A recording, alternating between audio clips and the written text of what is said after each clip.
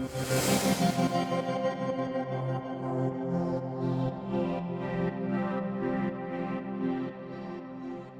everyone, welcome to this short overview of how to get started using the ActivPanel. The ActivPanel that I have here is the titanium panel. So this is what I'm going to talk you through. Some of you watching this may have the cobalt panel, or you may have a nickel panel. So some of the things on here are going to be slightly different, but as I go through, I will talk you through them so that you're familiar with your panel that you have. So all of the panels do come with a remote control and a pen. So you should all have one of those with the panel that you have. The pen isn't a special pen. You can see it from there. It is just a bit of plastic, and anything the same size of this can be used on the screen. So if you lose these, misplace them, you can find something else to work on the screen with, and you can just keep it there in the tray. You can also use your finger to work, and as we go through this video, I will show you how you can use your finger to interact with the screen. So if you have the titanium panel, you will have this front console on the front. When you come into your classroom, your panels will already be connected to either your laptops or your computer. When you come in, you will just turn it on from the on button, which is just there, the standard generic on button. So you'll all do the same thing. When you turn your screen on, it may turn on to your actual computer, so your Windows environment, which is what I have here. It may turn on to something different, and if it does and you need to find your computer, you will just press the source button. So source button is just like what you'd have at home. If you want to change, your DVD player to your Skybox, you'd use your source, and that's what happens here. We can see that my computer is connected to this one here, and I can press that to take it to my laptop or my computer. So if that happens, that's all you need to do is just go to the source menu to find your computer. Once you have your computer connected, and we can see that, there are a number of things that we can do from the front console. So we can freeze the screen by just pressing the snowflake, which brings up the freeze. I'm sure you're all familiar with what freeze is, but just in case you haven't used it before, it's just where we're able to freeze this screen, and then I can continue doing something on my computer or my laptop without the main screen here changing. And we can just press it again to get rid of that. We also, on the titanium panel, have a finger next to the snowflake, and when we press the finger, it just takes off the touch. So sometimes you may be wanting to do something where you want to touch the screen and you don't want the images or whatever you have on the screen to move. So we can turn off the touch. If you have a cobalt panel, you will have the same. So you will have the snowflake and the turn off touch. But if you have a nickel panel, then you'll find that on your front console, you'll only have the volume controls. So you'll be able to turn up your volume or turn down your volume, and everything else you'd need to do on your remote control. So you'd have the freeze button, which we can point to the screen and still it freezes. And then we also have on the control a blank screen button, which is a box with a cross through it. So whichever model you have, you will have this, and we can just blank the screen. When we blank the screen, it just means that whatever we've got going on our computer, no one can see. So it could be a good idea when you're putting in passwords or things like that. And we can just press it again to bring the screen back. So the nickel panel doesn't have a turn off touch, but it will have everything else and that you can see on here. So now you're probably going to want to know, how do I interact with the content that I have on my computer? So I'm going to take you through that. So what I'm going to do first of all is I'm just going to tap onto my folder where I have the things that I'm going to want to use. So everything is touch. So we can sit down at our computer and we can kind of use it like a projector if we want to, or we can go in and we can use the actual panel to interact. So I'm going to bring up a PowerPoint because I know that this is something that most of you will use on a day-to-day basis. And that way we can just have a look at how we would interact with this. So when you've got your PowerPoint up on your screen, you put it into presentation mode. Now everyone does that slightly different way. I know that some of you do it from the top. I'm just going to do it from here because this is where I do it from. And once it's in presentation mode, the technology in the panel is really clever because what it will do is it will recognize your finger now as a swipe. So I can actually turn the pages of my PowerPoint just using my finger, and we can go back and forth. Now, some teachers like to be able to annotate over the top of the content they have on the screen, so their PowerPoints or things like that. Now, there's two ways that we can do it. I'm going to show you the first way, which is just by tapping on the screen. Now, when we tap on the screen, it brings up the PowerPoint inking tools. So all of you will have those. They may, depending on what version you have, they may come up on the right-hand side, the left-hand side, or the bottom. So I'm just going to do that again so we can see, and then you can choose your tools. So I don't know if you can see from there, but I'm choosing the pen tool. And with the pen tool, I can take my finger now, and rather than it seeing this as a swipe, it will see it as the pen. So I can now annotate over anything come on. I'm using my finger, but if I want to, I can pick up the pen as well. And we could also annotate over things that are on the pen or underline. Now, when we want to change the slides, we do now need to use the arrows that are just here to go back and forth. So we can still do that. And then when we finished annotating over the PowerPoint, we finished with the presentation, we can just hit end presentation, and then it will ask us, do you want to keep your ink annotations? Now, remember, this PowerPoint is on your computer and your laptop. So if you say that you do want to save those annotations, they will actually save to your computer or your laptop. So I'm just going to hit discard because I don't need to save those. So that's one way that you may need to get started working with the panel. So the other tools that you might want to use on here are things from the unified menu. So the unified menu, we can get it from the bottom, we can pull it up from the side, and we can also pull it up from the right-hand side as well. So I'm just going to take it back from here. Now, when we have these tools up, we can use them with the resources that we have on our laptop or computer. So if I just open something a little bit different other than the PowerPoint, I'm going to share with you a video. So if we just select a video that we want to play on here, got the volume down, but your sound should be coming from the speakers that are either side of your panel. So once your laptop or computer is connected, that's where your sound should be coming from. So now we've got a video that's playing, and I'm going to show you how we can use those tools that I showed you to interact with the video or whatever it is else that we have on the screen. So I'm just going to pause the video for a moment. So just paused it here. And again, bringing up the unified menu, I'm going to select something called Annotate. So I'm going to bring up the Annotate tool. Now I can move this around by using the pink bit here. So I can move it around to where I want it. And then we can select the colours that we want to write over the top of this image with. So I'm going to do something that you can probably see from there. So I think I will keep it on red. You can select your pen tool or your highlighter, and we can also select the thickness. So again, we can take our finger or the pen, and I'm just going to write something on the top of here so we can see. So seeing as we're in space, I am just going to write the word space. So we can see there that I've written over the top of this video. Now, this could be the same if we had a Word document up. We might want to highlight some words on there. We might even have a website that we want to direct the pupils through, and we're going to highlight things, underline things on that. So these tools can work with anything, but I just wanted to show you them on a video because we can do it on all different types of resources. Once we've used the Annotate tool, if we press the X, it will get rid of the annotations and they will no longer be there. If you do want to save the annotations, next to Annotate, just press the Capture tool. Capture's like taking a screenshot. So anything that's on the screen at that moment, you will be able to capture. You can also see that I can crop it by using the crop here. So I can take out whatever I don't need, and I can just hit done. Now, if I decide to close this, the image will go onto a gallery that saves onto the board. So it doesn't save onto your computer or your laptop, it saves onto the board. And as I go through the video a little bit more, I will show you where you can find your gallery if you want to go back and find those images. But if you did want to do something with this image now, we can just hit open in whiteboard. When we open in whiteboard, the image goes into our whiteboard area. And now what we're able to do is we can continue working with this image. So I can make it smaller or bigger by just using my fingers. So think of a tablet, iPhone, smartphone. We're able to do those things, and we can do that on the panel as well. As you can see, the image is now in an area which we call the whiteboard, and it's an app on the board. If we want to go back to playing that video, which is on our computer, we would go back to the unified menu, back to the source button, because we want to change the source that we're in, and we'll go to where we know our computer is connected to. I could then continue playing this video, or I could find something else on my computer that I want to share with my students.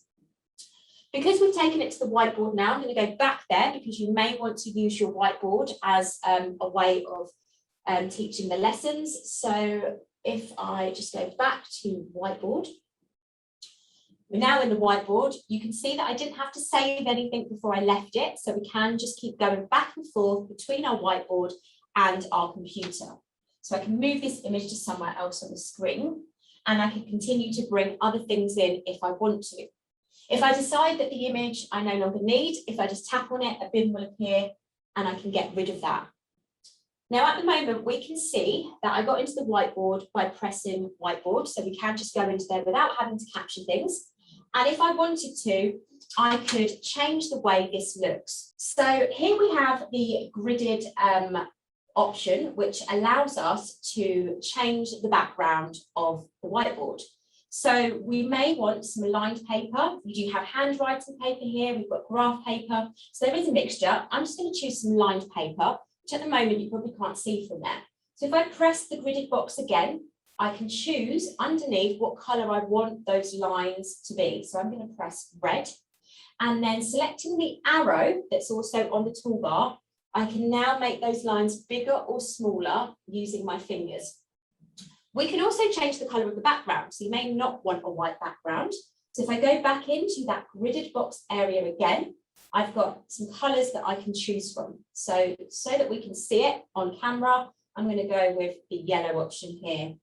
And then we have the option to decide what colour we want our pen to be, or a highlighter.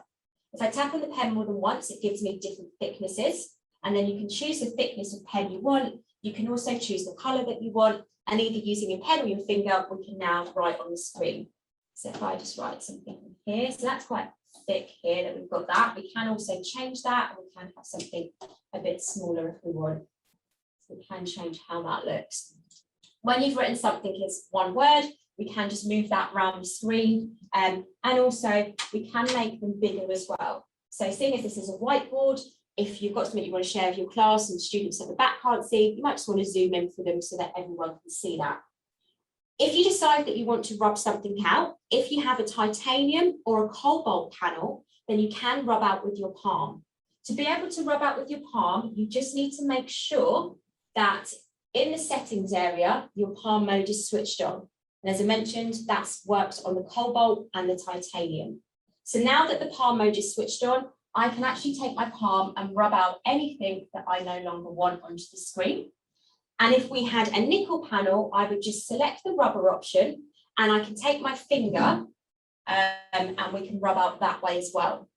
A quicker way to rub out, if you've decided that you don't want something that's on there, is we can use the rubber that's underneath the rubber in the box, and if we press that, it removes everything that's on the screen. So that's just a little bit about customizing a whiteboard, changing the colours and things like that, and your backgrounds.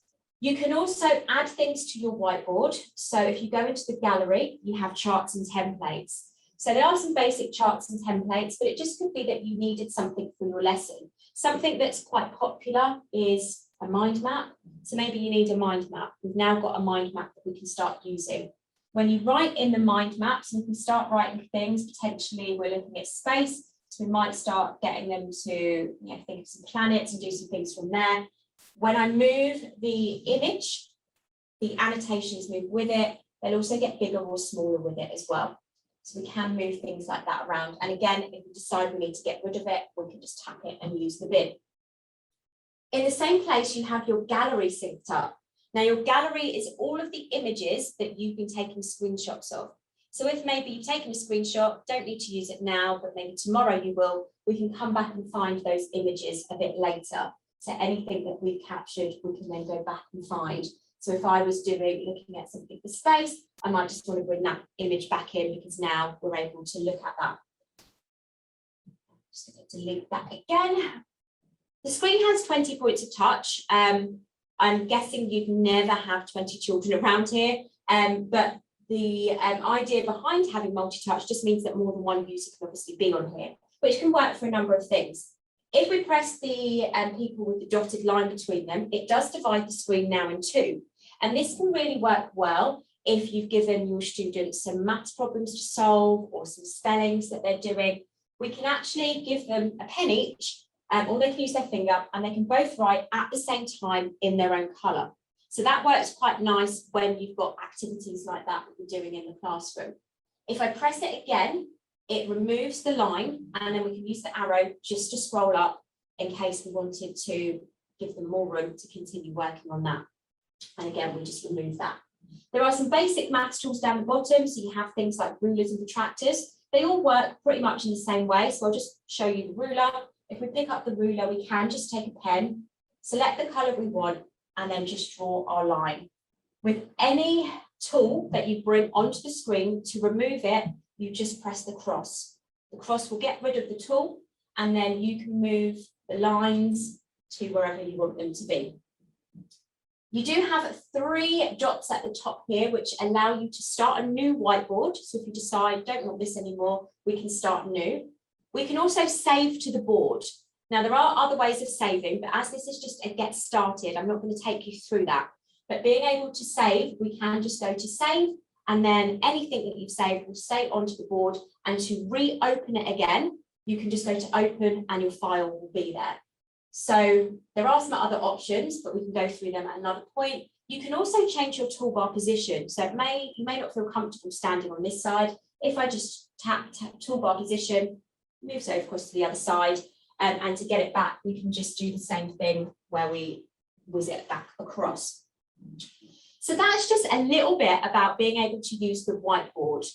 You may already have one in your classroom, but this could be quite handy because you can obviously save things, keep adding to it. And what I didn't mention is it is an infinite canvas, so the paper will just keep going and going and going.